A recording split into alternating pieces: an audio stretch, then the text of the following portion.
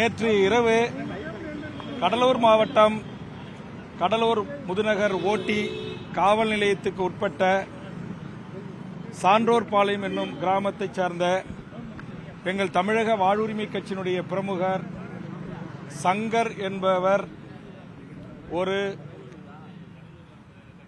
வன்முறை கும்பலால் மிக மோசமான முறையில் வெட்டி படுகொலை செய்யப்பட்டிருக்கிறார். சம்பவம் நடந்து 24 மணி நேரம் ஆகியும் இதுவரையில் அவரை எங்கள் கட்சியினுடைய தீவிர தொண்டர் சங்கர் அவர்களை கொலை செய்த குற்றவாளிகள் கண்டுபிடித்து சிறைப்படுத்தப்படவில்லை. ஆதலால் அவருடைய தாயார், அவருடைய உறவுகள், அவருடைய தம்பி பிரபு உள்ளிட்டவர்கள் 500க்கும் மேற்பட்ட அந்த ஊரினுடைய பொதுமக்கள், எங்கள் கட்சியினுடைய பிரமுகர்கள் குற்றவாளிகளை உடனடியாக கைது செய்ய வேண்டும் என்று வலியுறுத்தி கடலூர் ஓட்டி முதுநகர் காவல் நிலையத்து முன்பாக ஜனநாயக ரீதியான போராட்டங்களை முன்னெடுத்தார்கள். சம்பந்தப்பட்ட காவல் கண்காணிப்பாளர், கூடுதல் கண்காணிப்பாளர், துணை கண்காணிப்பாளர்கள், உளவுத்துறையில் இருக்கிற நண்பர்கள் போராட்டங்கள் வேண்டாம், நாங்கள் உடனடியாக குற்றவாளிகளை கைது செய்கிறோம் என்று தெரிவித்தார்கள். அந்த அடிப்படையில் எங்கள் போராட்டம் தற்போது விலக்கிக் கொள்ளப்பட்டிருக்கிறது. இன்று இரவுக்குள் அத்தனை குற்றவாளிகளையும் கைது செய்து அவர்கள் மீது கடுமையான பிரிவுகள், கொலை வழக்கு உள்ளிட்ட பிரிவுகள் பதிவு செய்து குன்று தடுப்புச் சட்டத்தில் அவர்களை கைது செய்து சட்டத்தின் முன் நிறுத்தி உரிய தண்டனையை பெற்றுத்தர வேண்டும் என்று தமிழக காவல்துறை சட்டம் ஒழுங்கு டிஜிபி அவர்களையும் தமிழக காவல்துறை சட்ட ஒழுங்கு ஏடிஜிபி அவர்களையும் சந்தித்து என் கோரிக்கையை முன்வைத்திருக்கிறேன். அதேபோல் தற்போது சென்னை அண்ணா பல்கலைக்கழகத்தில் நடந்தேறிய அந்த மாணவிக்கான பாலியல் குற்றச்சாட்டுக்கு உள்ளான ஞானசேகரன் உள்ளிட்ட குற்றவாளிகள் யார் இருந்தாலும் அவர்கள் கண்டுபிடிக்கப்பட்டு சட்டத்தின் முன் நிறுத்தி மிக உச்சபட்ச தண்டனையை உடனடியாக பெற்றுத்தர வேண்டும். அதற்குரிய நடவடிக்கைகளை சட்ட ஒழுங்கு தமிழ்நாட்டின் காவல்துறை தலைவர் எடுக்க வேண்டும் என்ற வேண்டுகோளையும், அதுபோன்று கள்ளக்குறிச்சி மாவட்டம் சின்னசேலத்தில் கடந்த ஒரு வாரத்திற்கு முன்பாக ஒரு பெண் கற்பழிக்கப்பட்டு கொலை செய்யப்பட்டிருக்கிறார். ஒரு வாரங்களை கடந்தும் இதுவரையில் அந்த குற்றவாளிகள் கைது செய்யப்படவில்லை. அவர்கள் கைது செய்யப்பட வேண்டும் என்ற கோரிக்கை முன்வைத்திருக்கிறேன். தமிழ்நாட்டின் பல்வேறு மாவட்டங்களில் கஞ்சா, அபின், போதை மாத்திரைகள் பள்ளி, கல்லூரிகள், விடுதிகள், மருத்துவமனைகள் முன்பு விற்பனை செய்யப்படுகிறது. அதை போர்க்கால அடிப்படையிலே கட்டுப்படுத்தி சட்ட ஒழுங்கு பிரச்சினை வராத வண்ணம் உரிய நடவடிக்கைகளை காவல்துறை டிஜிபி அவர்கள் எடுக்க வேண்டும் என்ற கோரிக்கையும் அவருக்கு நான் முன்வைத்திருக்கிறேன். தமிழ்நாட்டில் சமீப காலமாக பச்சை குழந்தைகள் பாலியல் வல்லுறவுக்குள்ளாவது, வயதான முதியோர்கள் பாலியல் கற்பழிப்புக்கு உள்ளாக்கப்படுவது, அதுபோன்று படுபாதக கொலை சம்பவங்கள் அதிகரித்து வருகிறது, கற்பழிப்புகள் அதிகரித்து வருகிறது. இதையெல்லாம் தமிழ்நாடு காவல்துறை தலைவர் அவர்கள் சிறப்பு கவனம் செலுத்தி இதை ஒடுக்க வேண்டும், கட்டுப்படுத்த வேண்டும். இந்த கொடிய குற்றவாளிகள் மீது சிறப்பு நீதிமன்றங்கள் அமைத்து 1 மாத காலத்திற்குள் அவர்களுக்கு உரிய தண்டனையை, நான் மரண தண்டனைக்கு எதிரானவன், ஆனால் இன்றைக்கு கட்டுப்பாடற்ற முறையிலே இதுபோன்ற சம்பவங்கள் நாளொரு மேனியும் பொழுதொரு வருடமும் தமிழ்நாட்டில் நடந்து கொண்டே வருகிறது. ஆதலால் இதற்கு சிறப்பு நீதிமன்றங்களை அமைத்து இதற்கான மூத்த அனுபவ வாய்ந்த அரசு வழக்கறிஞர்களை நியமனம் செய்து மிகச்சிறந்த புலனாய்வு அதிகாரிகளாக இருக்கின்ற தமிழக காவல்துறை அதிகாரிகளை நியமனம் செய்து குறுகிய காலத்தில் இவர்களுக்கான உச்சபட்ச தண்டனையான மரண தண்டனை உள்ளிட்ட தண்டனைகள் கிடைக்கப்பெறுவதை தமிழ்நாடு அரசும் தமிழக காவல்துறையும் உறுதி செய்ய வேண்டும் என்கிற கோரிக்கையும் முன்வைத்திருக்கிறேன். 2 உயரதிகாரிகளுடன் இது சம்பந்தமான என்னுடைய மீட்டிங் சுமார் 1 மணி நேரத்திற்கு மேலாக தமிழ்நாட்டில் நடந்த பல்வேறு சம்பவங்களை நான் பட்டியலிட்டு அவர்களோடு நான் இது குறித்து பேசியிருக்கிறேன். காவல்துறை டிஜிபி அவர்கள் சென்னை அண்ணா பல்கலைக்கழகத்தில் நடந்ததுக்கு எஸ்ஐடி கமிஷன் அமைக்கப்பட்டிருக்கிறது, விசாரணை தொடர்ந்து நடைபெற்று வருவதாக தெரிவித்தார்கள். கடலூரில் நடந்த சம்பவத்திற்கு தற்போது விசாரணைக்காக 5 பேரை கைது செய்திருக்கிறோம் என்று சட்ட ஒழுங்கு ஏடிஜிபியும் டிஜிபி அவர்களும் தெரிவித்திருக்கிறார்கள். அதுபோன்று மற்ற நான் சொன்ன விடயங்களில் கவனம் செலுத்தி அதை அனைத்தும் டிஜிபி அவர்கள் மிக பொறுமையாக எல்லாவற்றையும் குறித்துக் கொண்டார்கள். எல்லாவற்றின் மீது உடனடியாக நான் நடவடிக்கை எடுப்பதாக உறுதியளித்திருக்கிறார்கள். அண்ணா பல்கலைக்கழக விவகாரத்தை தமிழ்நாடு அரசு சரியான முறையில் கையாண்டு இருக்காங்களா? என்ன குறைபாடுகள் அதில் நீங்க பாக்குறீங்க? இல்லை, அதில் என்ன குறைபாடு என்ன அப்படின்னா, நம்முடைய சென்னை மாநகர ஆணையர் அவர்கள், காவல்துறை ஆணையர் அவர்கள் பத்திரிகையாளர் சந்திப்பிலே அவர் சில செய்திகளை பகிர்ந்ததில் எனக்கு உடன்பாடில்லை. அதுபோன்ற அந்த முதல் தகவல் அறிக்கை அது வந்து இன்னைக்கு சிஐஏ என்று சொல்லக்கூடிய மத்திய ஏஜென்சி வெளியிட்டதாக அவர்கள் பொறுப்பேற்றிருக்கிறார்கள். அது தவறு. யாராக இருந்தாலும் டெக்னிக்கல் எரர் என்றும் அல்லது சின்ன தவறுகள் என்றும் கூறி அதிலிருந்து தப்பிப்பதற்கான வாய்ப்பை வழங்கக்கூடாது. யார் அந்த தவறு, அந்த எஃப்ஐஆர் வெளியிடுவதற்கு யார் காரணமாக இருந்தார்களோ அவர் ஒன்றிய அரசு அதிகாரியாக இருந்தாலும் அவர் மீது உரிய பிரிவுகளில் வழக்கு பதிவு செய்து அவர் மீது நடவடிக்கை எடுக்கிற அதிகாரம் சென்னை மாநகர காவல் ஆணையருக்கு இருக்கிறது. அதை அவர் செய்ய வேண்டும்.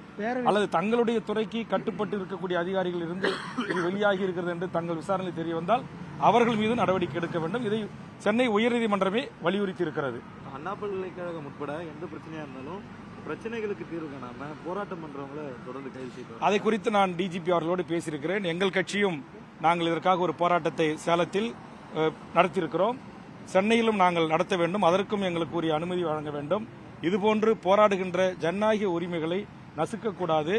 அதனால் இதுபோன்ற ஜனநாயக சக்திகள், அமைப்புகள், அரசியல் கட்சிகள், இயக்கங்கள் போராடுவதற்கு வருவதற்கு முன்பாகவே வாகனத்தில் இறங்க விடாமல் கைது செய்கின்ற இந்த போக்கு ஏற்புடையதல்ல என்ற கருத்தையும் நான் டிஜிபி அவர்களிடம் தெரிவித்திருக்கிறேன். பேரவை கூட்டம் தொடங்க போது இவ்வளவு பிரச்சனை நீங்க டிஸ்டர்ப் பண்ணுங்க. பேரவையில் நான் ஏற்கனவே தமிழ்நாட்டில் இருக்கிற மிக முக்கியமான பிரச்சனைகளை குறித்து நான் சுமார் 25க்கு மேற்பட்ட கவன ஈர்ப்பு தீர்மானங்களை, ஒத்திவைப்பு தீர்மானங்களை தந்திருக்கிறேன். அண்ணா பல்கலைக்கழகத்தில் நடந்தேறிய இந்த பாலியல் வன்கொடுமைக்கு எதிராகவும் தந்திருக்கிறேன். தமிழ்நாட்டில் சமீப காலமாக நடந்த அத்தனை பிரச்சனைகளை குறித்தும் பேரவைத் தலைவருடைய கவனத்தை கொண்டு சென்றிருக்கிறேன். கண்டிப்பாக எதிர்வரும் கூட்டத்தொடரில் இதை குறித்து நான் கேள்வி எழுப்புவேன். நேரமில்லா நேரத்திலும் கவன ஈர்ப்பு தீர்மானத்தின் போதும் இதை ஒரு மக்களுக்கான, அந்த குரலற்ற மக்களின் குரலாக என்னுடைய குரல் நிச்சயமாக தமிழக சட்டப்பேரவையில் ஒலிக்கும். நான் இன்று இரவு மலேசியாவில் நடைபெறுகின்ற உலக நம்முடைய 160 நாடுகளைச் சேர்ந்த தமிழ் பிரதிநிதிகள் கலந்து கொள்கின்ற ஒரு மாநாடு நடைபெறுகிறது. மலேசிய நாட்டு அரசாங்கம் அந்த மாநாட்டை ஒழுங்கு செய்கிறது. நான் தமிழ்நாட்டிலிருந்து அதில் கலந்து கொள்வதற்காக புறப்படுகிறேன். இரவு கண்டிப்பாக 6ஆம் தேதி சட்டமன்ற கூட்டத்தொடரில் கலந்து கொள்வேன். நான் தமிழ்நாட்டுடைய அதிமுக்கியத்துவம் வாய்ந்த அத்தனை பிரச்சனைகளை குறித்தும் நான் சட்டமன்றத்தில் மாண்புமிகு தமிழ்நாட்டு முதலமைச்சர் அவருடைய கவனத்தை ஈர்த்து ஊரிய பதிலை, ஊரிய அந்த மக்களுக்கான ஒரு நிவாரணத்தை கண்டிப்பாக இந்த அரசு மூலமாக ஏற்படுத்தி தர வேண்டும் என்கிற என்னுடைய கருத்தை மிக ஆணித்தரமாக கடந்த முறை அந்த கூட்டத்தொடரில் உங்களுக்கு சரியான பேச வாய்ப்பு கொடுக்கல, நீங்க பேசுறதுக்கான ஒரு சரியான ரெஸ்பான்ஸ் கொடுக்கல, பல்வேறு குற்றச்சாட்டை வச்சீங்க. இந்த முறையும் அதே மாதிரி நடந்தா நீங்க இருக்கீங்க. இப்ப எப்படி டிஜிபி பார்த்துட்டு வந்து அங்க என்ன பேசணும், என்ன கோரிக்கை வச்சுன்னு சொல்றேனோ அதே மாதிரி சட்டமன்றத்தில் எனக்கு அந்த வாய்ப்பு கிடைக்கலன்னா உங்களுக்கு தெரியும், ஒவ்வொரு நாளும் கூட்டத்தொடரில் நான் பேசிட்டோ அல்லது பேச மறுக்கப்பட்ட போது வெளியே வந்து உங்களை சந்திப்பதை ஒரு வழக்கமாக நான் வச்சிருக்கிறேன். அதே மாதிரி எந்த பிரச்சனையும் நான் எழுப்ப முற்பட்டேன், எதுக்கு எனக்கு அனுமதி தரல. ஏன்னா நீங்களும் மாடத்தில் உட்காந்து கண்டிப்பாக மூத்த பத்திரிகை நண்பர்கள் கவனிப்பீங்க. எனக்கு மைக் இல்லைனாலும் கூட நான் சொல்ல வேண்டிய பிரச்சனையை மைக் இல்லாமல் அங்கே நான் பதிவு பண்ணக்கூடிய ஒரு ஆள். அதனால் என்னை பொறுத்தவரையில் பாதிக்கப்பட்ட மக்களின் குரலாக என்னுடைய குரல் நிச்சயமாக ஓங்கி சட்டமன்றத்தில் ஒலிக்கும். எதிர்கட்சிகள் போராட்டம் பண்ணக்கூடிய சூழ்நிலை அனுமதி மறுக்கப்படுது. ஆனா கூட்டணி கட்சியில் இருக்க நீங்க அனுமதி கேட்டிருக்கீங்க. உங்களுக்கான அனுமதி நான் போராட்டம் ஏற்கனவே நடத்திட்டேன். இதுல ஒரு சரியான தீர்வு உண்மையை வெளியே வரல, இதுக்கு பின்னணி யாரு என்கிற இந்த விசாரணையில வெளியே வரல, எனக்கு திருப்தி இல்லை அப்படின்னா அடுத்தது சென்னையிலையும் நான் போராட்டம் நடத்த தயாரா இருக்கிறேன். ஏற்கனவே சேலத்தில் ஒரு போராட்டம் நடத்திட்டேன். வள்ளூர் கூட்டத்தில் எதிர்கட்சியா இருக்கக்கூடிய தலைவர் இந்த அண்ணா பல்கலைக்கழகம் தொடர்பாக நடத்தக்கூடிய போராட்டத்துக்கு அனுமதி தரமாட்டாங்க. ஆனா அமித்ஷாவை கண்டித்து விசிக நடத்தக்கூடிய போராட்டத்துக்கு அனுமதி வழங்குறாங்க. அப்ப 5000 பேர் பங்கேற்றாங்க சொல்லி குற்றச்சாட்டு வைக்கிறாங்க. ஆனா ஆளுங்கட்சி அனுமதி அதைத்தான் நான் இன்றைக்கு காவல்துறை டிஜிபி அவர்கிட்ட நான் விரிவா பேசியிருக்கிறேன். இது வந்து எங்களுக்கான ஒரு ஜனநாயக வடிகால். மக்களுக்கு ஏற்படுகின்ற பாதிப்புகளை, பெண்களுக்கு ஏற்படுகின்ற பாதிப்புகளை, இளம்பெண்களுக்கு ஏற்படுகின்ற பாதிப்புகளை, கொலைகளை, கற்பழிப்புகளை, கொள்ளைகளை, வழிபறிகளை, திருட்டுகளை, அநியாய அக்கிரமங்களை, 20க்கும் மேற்பட்ட குற்ற வழக்கில் உள்ள கேஸ் ஹிஸ்டரியில் உள்ள ஒரு அயோக்கிய பையனை எப்படி நீங்க இத்தனால குண்டாஸ்ல போடாம டீடைன் பண்ணி உள்ள வைக்காம இருந்தீங்க என்கிற கேள்வியை நான் டிஜிபி கிட்ட எழுப்பினேன். டிஜிபி சொல்றாங்க அவனை வந்து 3 முறை நாங்க வந்து குண்டர்ஸ்ல உள்ள போட்டிருக்கோம் ஏற்கனவே அப்படின்ற பதில் எனக்கு சொல்லியிருக்காங்க. இதுலயும் அப்படிப்பட்ட நடவடிக்கை கடுமையா இருக்கும். இந்த டீமினுடைய விசாரணைக்கு பிறகு கடுமையா நடவடிக்கை இருக்கும். யார் இதுல குற்றவாளிகளாக இருந்தாலும் அவர்கள் மீது உரிய நடவடிக்கை கண்டிப்பா தமிழ்நாடு அரசு காவல்துறை எடுக்கும் அப்படின்ற உத்தரவாதத்தை தந்திருக்காரு.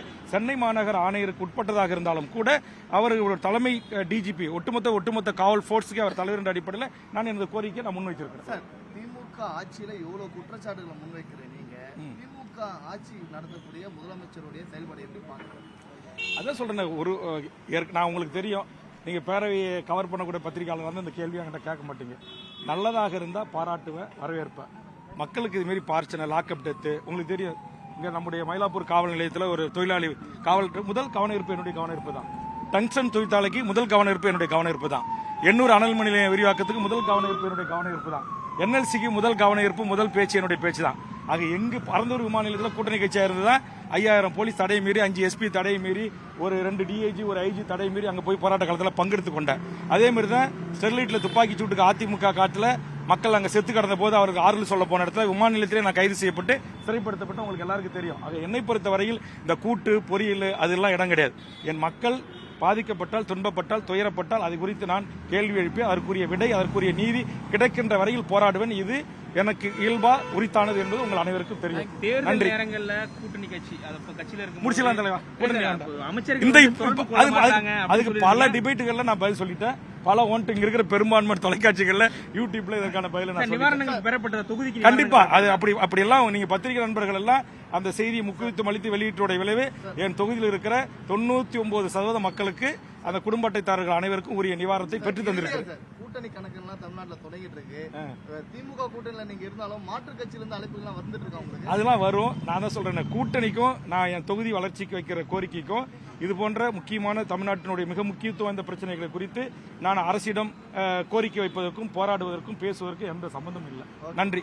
கூட்டணி கட்சிக்கே பல்வேறு போராட்டம் பண்ணி பேட்டி கொடுத்தாதான் நிவாரணம் கிடைக்கும் போது கூட்டணி இல்லாத கட்சிகளோட நிலைமை எந்த அளவுக்கு இருக்கும் சார்? அதை நீங்க அவங்க கிட்ட கேட்டு தெரிஞ்சுங்க. அவங்களும் என்ன மாதிரி போராட சொல்லுங்க. நன்றி. நன்றி.